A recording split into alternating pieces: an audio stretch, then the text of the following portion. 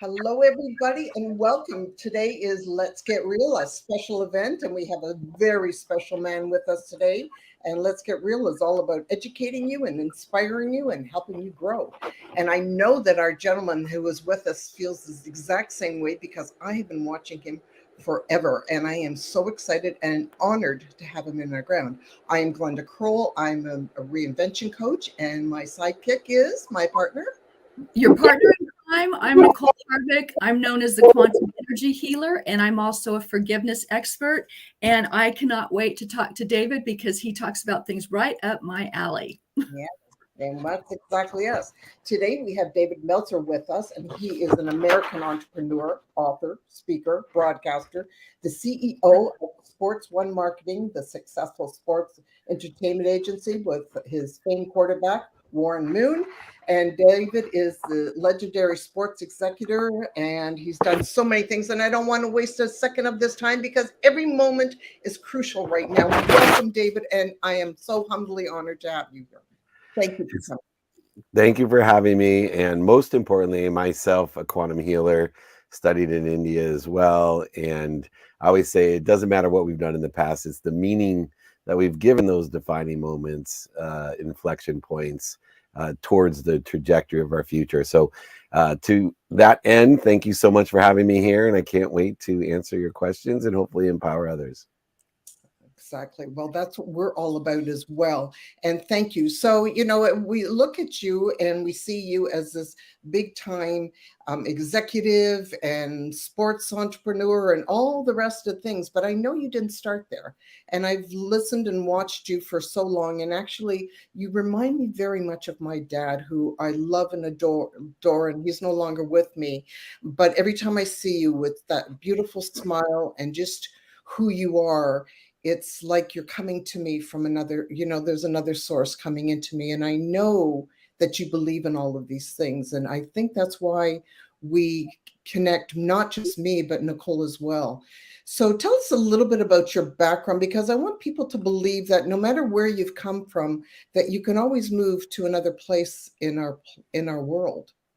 I love that. And where I am today is in a world of more than enough. I believe I am in an infinite, abundant, unified system of thought. And that's not where I started.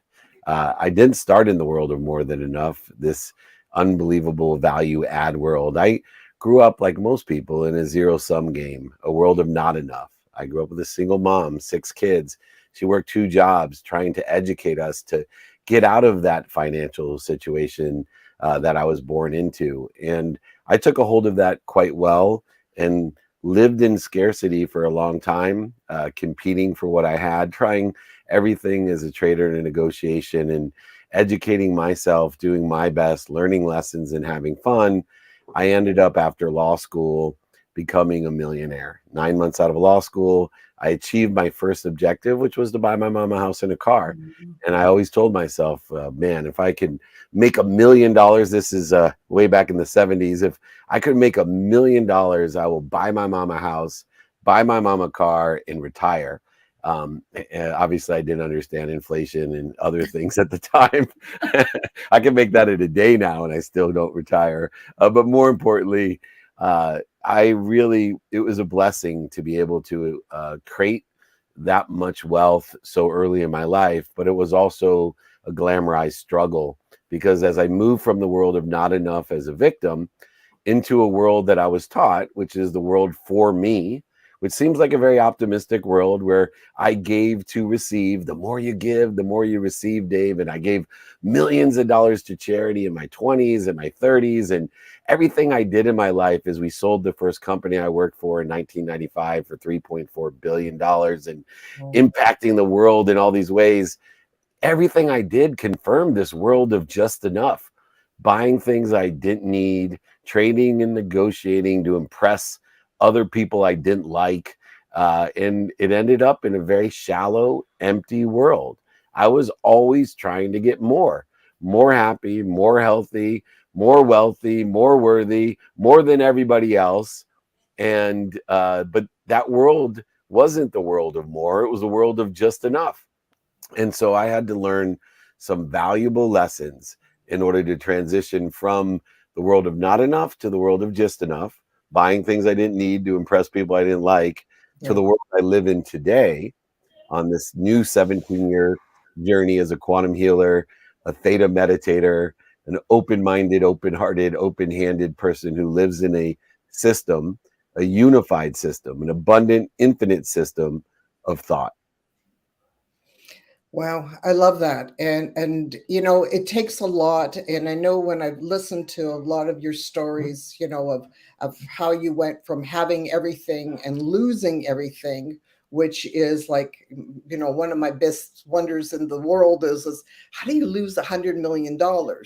And it you know, like to think about it, and you know, it shows you, and I understand because I was there at one point in my life, having the world but being in the most miserable part of my life, and but taking all of that and losing it all, and because you had a lot of ego.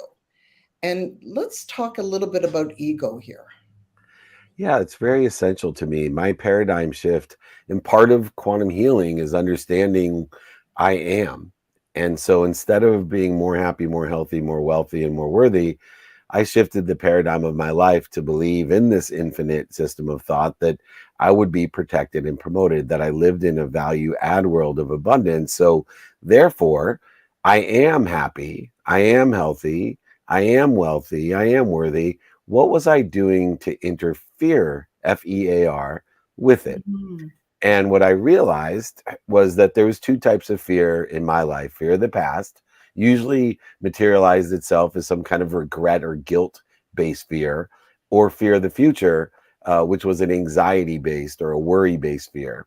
And when I started to prescribe the ego-based consciousness, in which fueled that fear, when I could prescribe a need to be separate or a need to be right, a need to be offended, a need to be angry, frustrated, guilty, resentful, all of these different ego based edging goodness or God out of my life, that paradigm shift allowed me to understand fully the power of the omniscient, all powerful, all knowing that I was part and parcel of, that I was a co creator with, that I now had this faith. It doesn't matter what your religion, Yeah, spirituality, philosophy, or theory is. I believe my greatest faith is a very, it can be put very simply, and it aligns with most people's religion, spirituality, philosophy, or theory. I believe there's something bigger than me that loves me more than my mom. And it's so easy to feel protected and promoted, to not out logic myself, oversell, back and sell, lie, manipulate, or cheat, or deny what I am, but instead allow me to believe I'm being protected and promoted. What am I doing to interfere with this beautiful source that I'm part of? beautiful. And That is so profound, isn't it? It really is. And how do you deal with all the people around you that don't have your mentality? Do you put up a shield? How do you let them in, or how do you gauge who they are and if you want to work with them or befriend them? Oh, what a perfect question. So for me, I always say what other people think I care about, but it's none of my business. And so what I try to do is meet people where they're at, and then understanding man-made constructive time, right? So the past is infinite, and I really take a lot of discipline and control of giving the meaning to my past, the relevant of relationships or defining moments or historical relevances. I joked around, I was at the Global World Summit for Sports in France, and this poor woman was so far interfering with her future. She actually said to me, "Well, what about the French-American War?" And I thought to myself, so that's what we're doing now. We're giving meaning to the French American War to inhibit or limit our self imagery. We're limiting ourselves because of a meaning that's arbitrary and capricious in historical relevance. That's pushing it to a limit, but yet a lot of people will do that. And so I deal with time, and I have a great chain of feeding, knowing that I have 24 hours today, and I prioritize all things in my life by aligning it with my values. What do I want today personally, experientially, giving wise and receiving wise, aligned with the trajectory of where I think I want to be. Notice I said think and radical humility so many times in my life. Losing over $100 million is one of the greatest, most meaningful things that have happened in my life. Without it happening, I most likely wouldn't be here, or for sure would be divorced, and both would be extremely painful for me. But more importantly, what am I doing today in that trajectory, giving the meaning of the people, places, and things of my past? And therefore, I can prioritize aligned with my values each day. Is this person feeding that journey or bleeding that journey? And so I use time, man-made constructive time each day, as a dependent variable of how much time am I going to spend with the people, places, and things that are most relevant or aligned with the trajectory of where I think I want to be. I have 3 non-negotiables based off of this as well. And they take 2 hours and 17 minutes of every day. 1 hour minimum on my health. 1 hour. If I'm not healthy, I get only one wish. I want many wishes. I'm a dreamer. I'm a manifester. I want a million wishes. So I got to be healthy to have that. 2, I spend a minimum amount of time with the people most relative to me. So a minimum of 30 minutes with my wife each day, every day, 7 days a week, minimum of 30 minutes a day with my 13-year-old son, minimum of 2 minutes a day with my 3 daughters, 24, 21, and 18. I asked for 5 minimum. They gave me 2. But 2 minutes a day is worth more than 2 hours on a Saturday, parents out there. And then I give a minimum of a minute a day for my mom. And I just tell her 4 things every day. Mom, I'm happy, I'm healthy, I love you and appreciate you. And that's what she needs to be fed. Yeah. That's all. And then I spend a minimum of 10 minutes a day with other relative people of significance in my life that I may not have talked to. And then I study time for a minimum of 10 minutes a day of how I'm going to be most productive, accessible, and gracious with my time. The other 21 hours and 47 minutes of my day, which gives me plenty of time to make sure I sleep. I've had a sleep coach for 17 years. I believe sleep is about recovery and access. I worry about the fact that most people on earth live their lives like tubes, food in, food out. They go to bed at night and wake up more tired in the morning. That doesn't make sense to me. So I think sleep is an overlooked asset of activity, and I prioritize that as well. I love that. And it is so important of all of us growing and being stronger. And we can't make it on our life unless we actually do that. And I know, because, what happens to women, especially from 50 on, the menopausal thing starts coming in, and it becomes a struggle. And I will tell you one good thing about it for men. My wife obviously is turning 55, is that my wife used to be always cold. So, now now it's beautiful. She gets hot like me, and I can keep that air conditioning pumping. You always look on the bright side, don't you? That's perfect. And David, I do have a question about what you're talking about. There's knowledge and there's wisdom.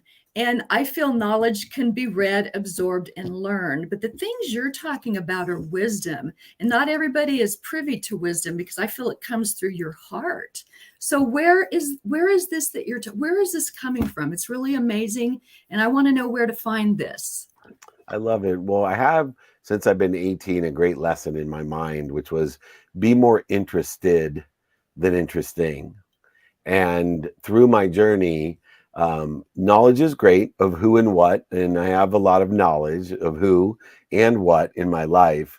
But by being interested in understanding this value add, I have read and continue to be interested from the earliest scripture. I carry behind me, from Sanskrit, things like this. You want wisdom? This is the 10 rules for being human. This is before they had writing.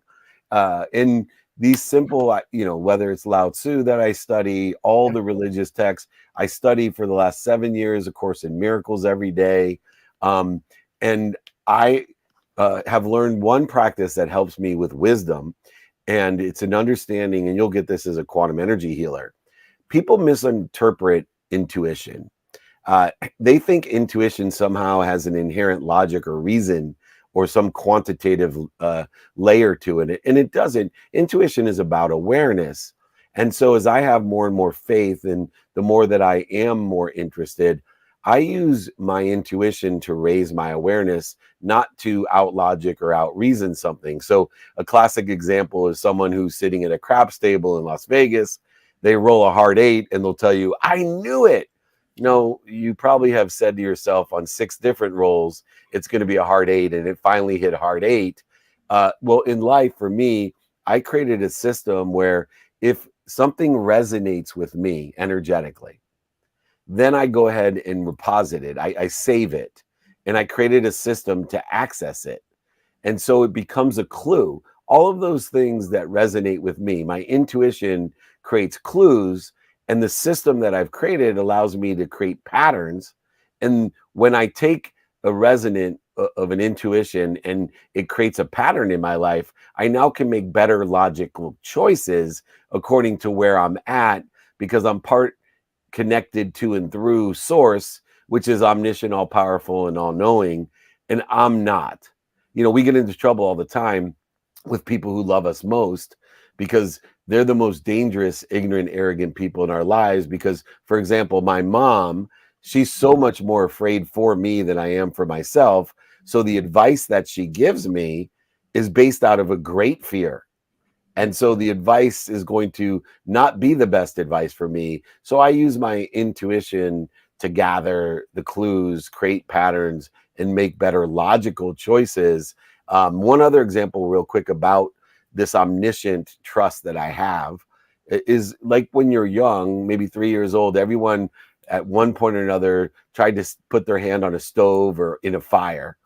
And if you had a mom like me, my mom, she's a 2nd grade teacher, never yelled, never hit anyone, you know, and literally when I went to touch the stove, she slapped the back of my hand so hard and screamed at me, no. It terrified me. And I just started to cry, Mom, why are you punishing me? And she immediately hugged me like her 2nd grade teacher self and said, oh, sweetheart, I'm protecting you. I'm not punishing you. You don't know what that stove's going to do to you. This is the way I see my whole life. A lot of times I'm reaching out to touch a hot stove, and whether it be a business opportunity or a school that I was applying to or a relationship that I wanted so terribly bad, an experience that I wanted, I get slapped and told no. And instead of thinking I'm being punished, I realize in radical humility, as the omniscient, all powerful, and all knowing source, this infinite system of thought is slapping me and telling me, hey, I'm protecting you. I'm promoting you. There's something so much better for you. You just are limited in your logic and reason. You can't understand it because you live in man-made constructive time. Wow. Yeah, that is a wow moment. That is a very big wow moment.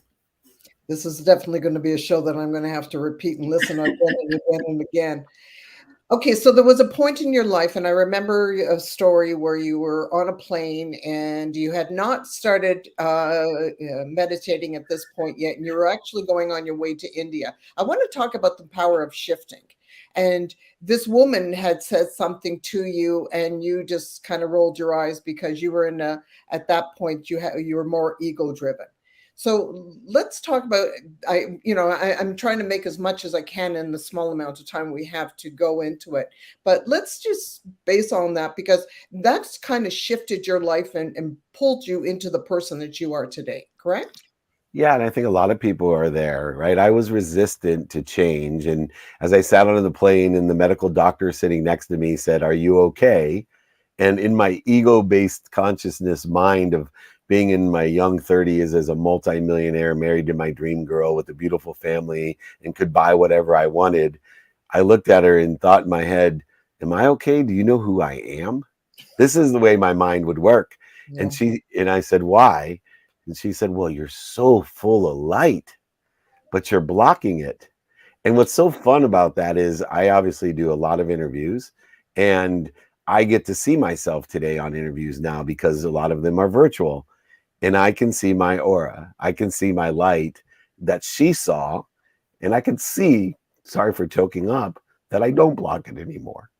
But at that time, I told her, I rolled my eyes. I'm like, what do you mean? She goes, well, do you meditate? And I said, meditate? Why would I meditate? I went through a diatribe of who I was, and I said, only sick, broke, people living on their mom's couch with nothing to do meditate. I'm a multimillionaire with everything I ever dreamed of. I don't have time to meditate. Ooh. And then she said, well, that's too bad because I can teach you to vibrate faster. That's when I really rolled my eyes, but she piqued my curiosity. And I said, what do you mean? She said, well, everything vibrates and you can only be aware of that which vibrates equal to or less than you. So if I could teach you via meditation to elevate your frequency or vibration, your awareness will allow you to make better choices and to be happier and to live in abundance. She said, I'd like to invite you to a workshop. And I said, sorry, I don't have time. And she said, that's too bad. She said, because I could raise your awareness so you would know when to buy or sell. So you asked about meeting people where they're at. Yes. This was an example of what I learned and how I help people is when you find out what they like or you find out what they don't like, if you're able to give them more of what they like or take away what they don't like, you have a great shot of explaining quantitative value of any subjective or objective thing in the world. And for me, I am so grateful that she met me where I was at in my ego-based, scarce world of making a lot of money, that she was able to apply meditation, theta meditation, and quantum healing to how I could make more money. And I joke around with her still today. Her name's Dr. Sangeeta Sahi, that she tricked me into meditation. But I've been doing it for 17 years without missing a day, 20 minutes a day. And it has elevated my awareness and my frequency to give me that wisdom, along with pragmatic practices of being more interested than interesting and a variety of other tools that I had learned before I began to meditate. So I'm one of the few people at the highest level that have a pragmatic, quantitative life experience, like being a lawyer and going to business school and running billion-dollar companies, and then understanding the true power of abundance and applying pragmatic tools to that instead of to scarcity. Wow. So what type of meditation do you do so people that are meditators can maybe key into for themselves? Sure. So I do theta meditation, which is the theta mind vibration or frequency. But I will tell you this, I started and I took it step by step. So my first stage of meditation was just sitting still because I couldn't even sit still. Then the second one was just being quiet. Then the third stage of meditation was is awareness. And now today I transcend because I have an unwinding routine at night that puts my mind, body, and soul in a position to recover, obviously, which everyone wants, but also to access information.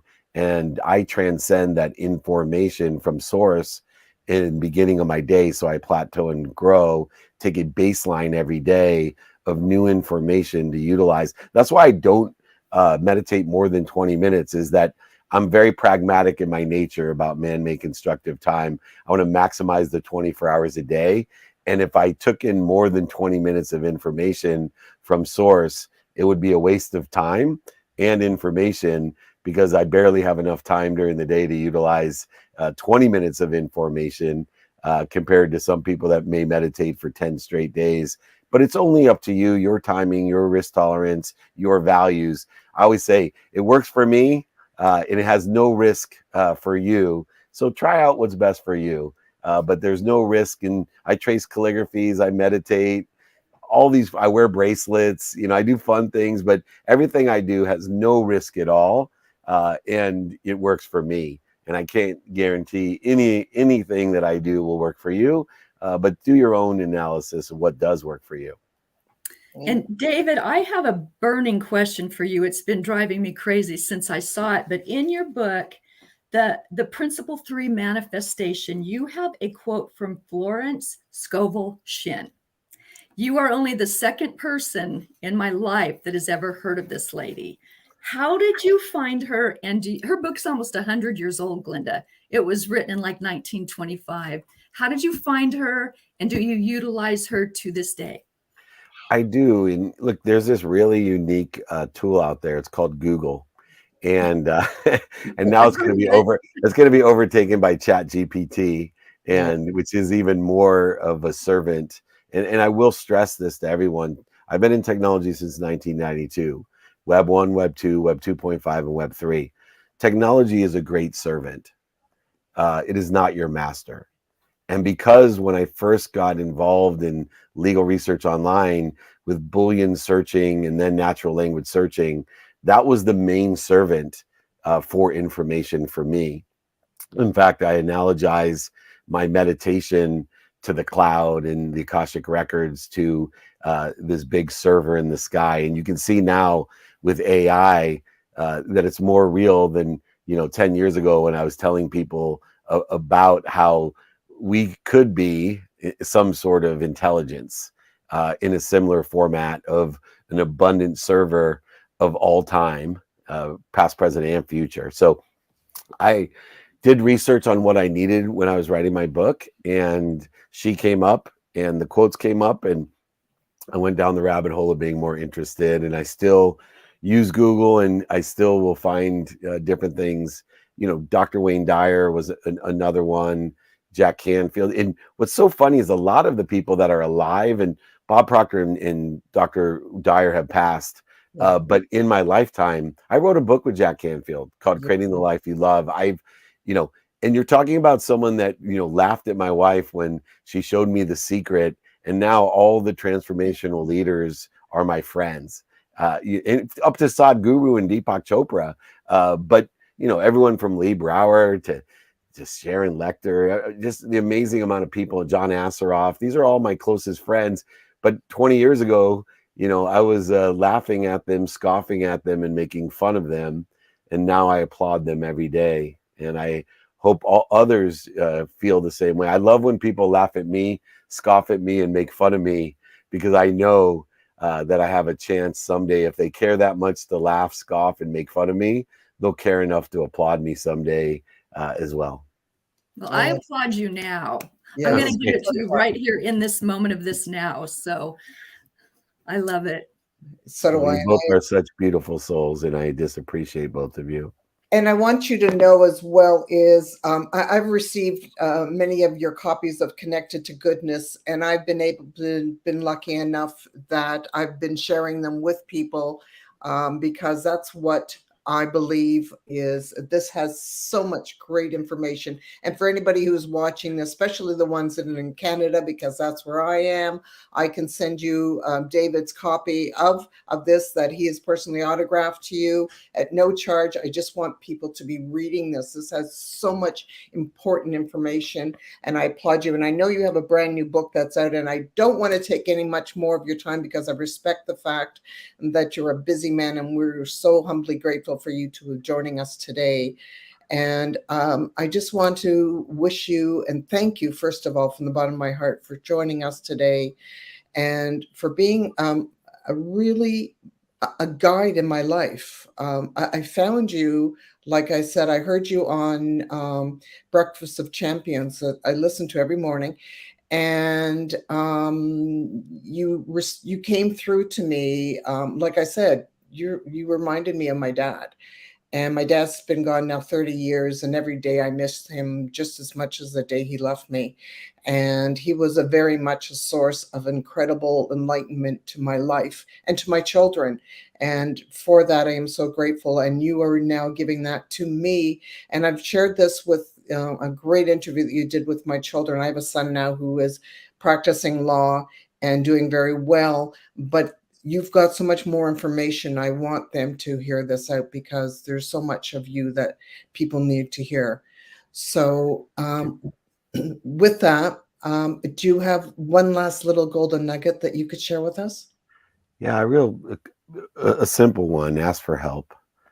Right? It's a lost art. We're adding value when we ask others for help. And I wish somebody, when I was 18 or 28, 38, or 48, whatever reminded me how valuable and how humble it is to remind, remember, and recollect with one another. And the best way to do so is to ask for help, be kind to your future self, and do good deeds. It's that simple. The simple things to do are unfortunately simple not to do at times. So remind, remember, and recollect. What a great show this is. We will do it more. I'm going to come to Canada. I'm speaking at the Collision Conference. Maybe we all can meet up. That would be beautiful. If anyone needs anything, email me, david@dmeltzer.com, for a book, guide, exercise, whatever I can do to be of service or value in Canada or US or around the world. Nicole, Glenda, thank you so much. Thank you so much, David. It was an absolute pleasure. Thank you. Be well. Thank you.